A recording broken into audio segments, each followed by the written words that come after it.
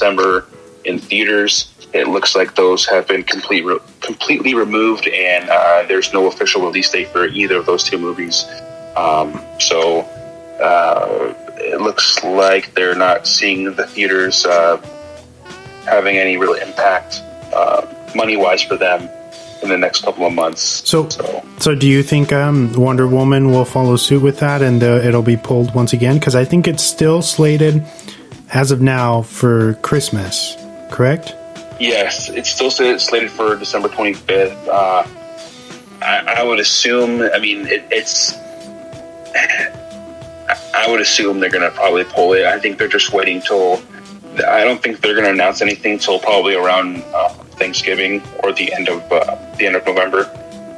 But I think they want to try to hold on as long as they can to see, hopefully, if something turns around and things get better. But obviously they're not, because at least in San Diego, they're not. We're going back to a purple tier, which is which are super strict lockdown. We're going back down. We're getting locked down again. So I'm not sure when that stuff is going to be taken into effect as well. So I think we're at like 5 or 6% of the population getting infected or getting corona cases. So it kind of sucks for us, and I don't see at least in San Diego things getting better. And then especially with this holiday, Veterans Day coming up, it's just an excuse for more people to act stupid and hang out with no mask. So there you go. That's my news. Kind of ended on a sucky note, but sometimes that's how it happens. Yeah. So this episode, I didn't find any good news like James here, but I guess I got to pass it on to Wes. I feel bad that I didn't have one bit, but I'll pass it on to you, man. Okay. That's all right. So first of all, I want to say happy birthday to our own James Warny. Just had a birthday a couple days ago. Happy birthday! Oh, yeah, thank you. I'm 30. I feel another day closer to death. You officially hit the old dirty 30s, eh? Oh, yeah.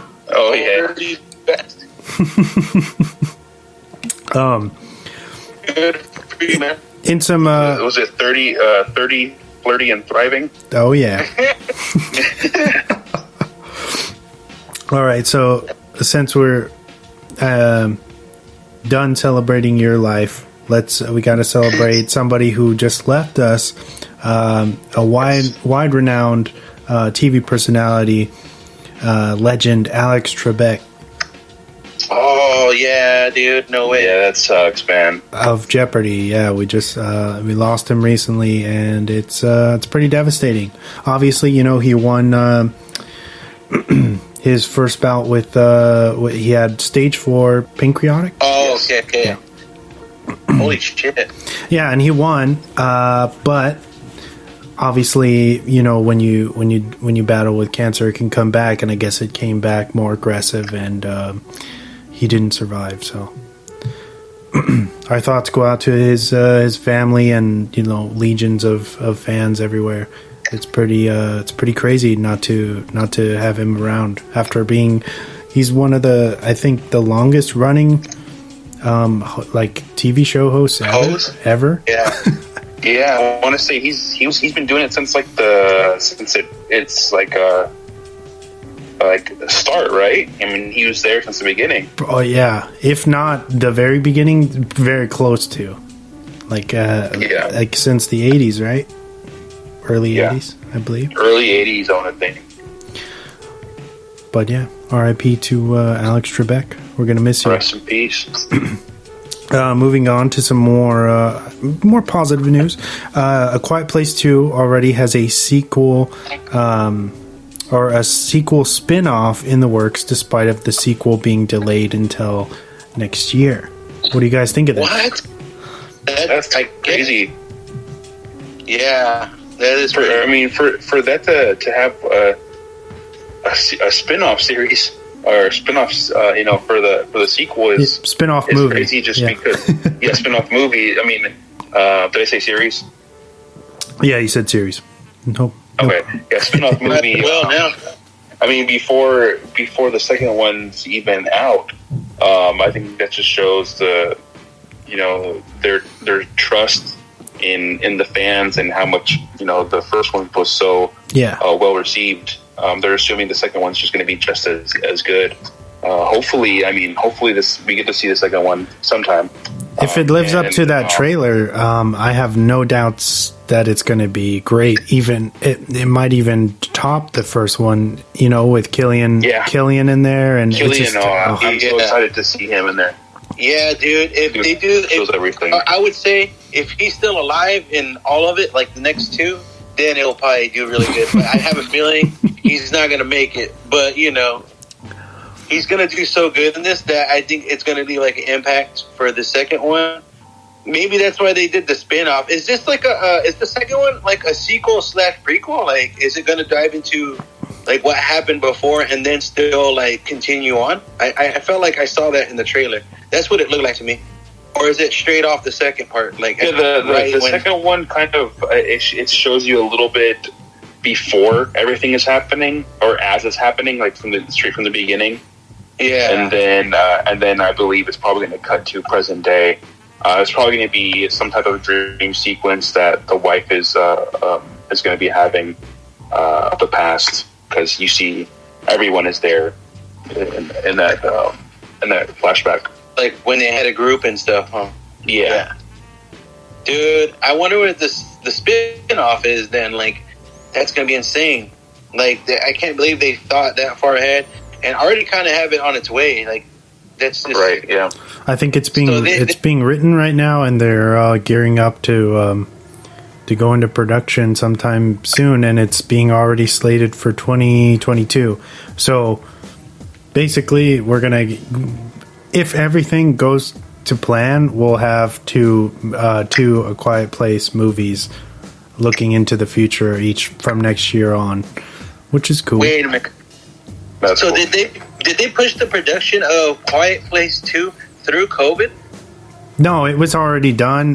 This was part 2 was one of, I think, virtually the first movie to be pulled. It was supposed to come out in March. I think it was March, yeah, March or April. One of those, yeah, and they had to pull it indefinitely. I think it was the first big movie to be affected by the pandemic, actually. So it was already done and wrapped up when the COVID hit. That's gonna be insane. They're gonna try to write this out and then push through the COVID, dude. That's dope. But more power to them. And my boy Cillian Murphy better be getting on that 6th season of Peaky Blinders. That's all I know. All right. Final piece of news. Eli Roth's 2015 thriller Knock Knock is receiving tons of love now on Netflix. Have you guys heard of this film before? Yes. No. All right. So it's pretty rad. It's got Ana de Armas and Keanu Reeves. It's Anna stars in it. It was 2015. Yeah, so it was 2015. It was way before she was famous. Nobody knew who she was, and so I think a lot of people probably didn't check this film out. But it's really good. It's definitely out of character for Eli Roth. It's a very different type of film, an erotic thriller, which is pretty crazy considering that it stars Keanu Reeves. But it's really good. It's really good. I like it. Isn't the premise like he's having like a rough time and like 2 random chicks appear or something like that? Isn't that like the gist of it or something? Or am I totally off? Somewhat. I don't want to give anything away for anybody who hasn't, because I feel like a lot of people haven't heard of this film. So, and you feel like it's a must see? Yeah, I would say check it out on Netflix. It's pretty wild, pretty fun. Knock knock. I'll definitely look it up, dude, because I seen it there, but I was just like, eh.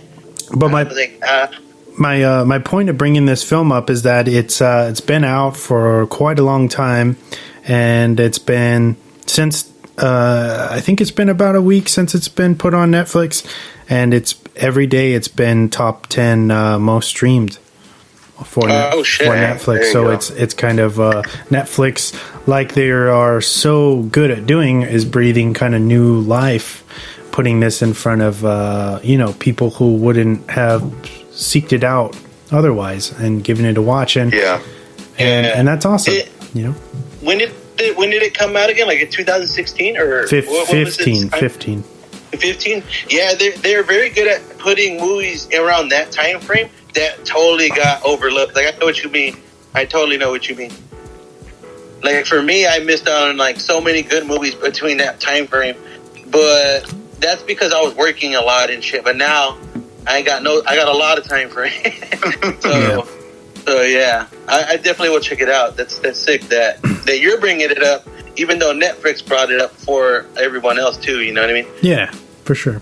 I think it has a lot to do with the cloud of the cast now. You got Keanu Reeves. Everybody's waiting for his new Matrix and John Wick projects to come out. Yeah. Then you got Ana de Armas, who was made famous by Blade Runner 2049. She's Knives Out. She's the new Bond girl, which has just got held back again. So everybody's kind of fiending to see that. So then this is like cool material to kind of keep you on your toes until their new stuff drops. You know what I mean? Or that's how I like to look at it. Yeah. You know what? That's sick because I see Knives Out and I see how she would have chemistry with Bond. What's his name? I forgot his name. Daniel Craig. They have like really good chemistry, like, so that's going to be very dope. Yeah, that Bond is probably the most hyped one, and I can see why now. Yeah, that's dope. I like how they're putting all that together. And now it's time for the weekly recommendations. All right, James. All right. I'm pretty sure that I might have wrecked this before a while ago, but I'm going to wreck it again. Just because I'm finally able to watch this series. It's Wayne on Amazon Prime. It was a YouTube original back when YouTube had shows, but it looks like I think Amazon bought the rights to it, and now it's an Amazon Prime original. So definitely check that one out. It's basically this kid from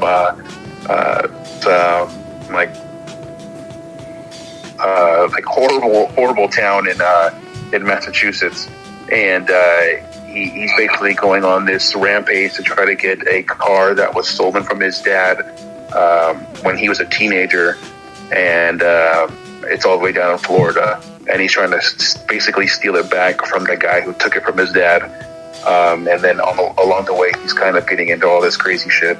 Definitely check it out. It's from the writers of Deadpool. So check that out. If you like Deadpool, you'll probably like this because it's definitely the same type of action, violence, and comedy that you're used to from Deadpool. So check it out. Wayne on Amazon Prime? Yes. Oh, okay. Sick. I think it's about 10 episodes, 10 or 11 episodes, and there's some of them are relatively short. I think they're about 13, or I think they're about 20 to 25 minutes long. So you can burn through them pretty quick. That'd be sick, dude. I'm ready to watch that. And that's my only one. That's your only one? All right, sick. I have two. My first one's going to be in, I think Wes said this one already, is 3 from Hell. I just got through to watching this one, and I thought it was pretty good, dude. I could see why it underperformed, but I actually like you said in the episode that it does a lot of odes and things that like are from the old ones and how they had to clear up for Sid Haig. I like that, but I can see why like it underperformed. It just didn't have that flair like the first 2 movies, I could say, but it's still a good ending and a send off, and I did like that. So that's my first rec, 3 from Hell, and my second one is a very brand new one. I suggest you guys watch this. You guys might know about it already. It's called His House on Netflix. I don't know if any of you guys watched this one yet, but dude, this one's insane. I just got through to watching it before the episode started today. And dude, it's a horror thriller, and it has to do with like refugees that get into this town, and the town's like sinister and stuff happens, dude. Like, and like it's a good thing for like, it's like a good refugee movie, but or like a thriller horror slash to it.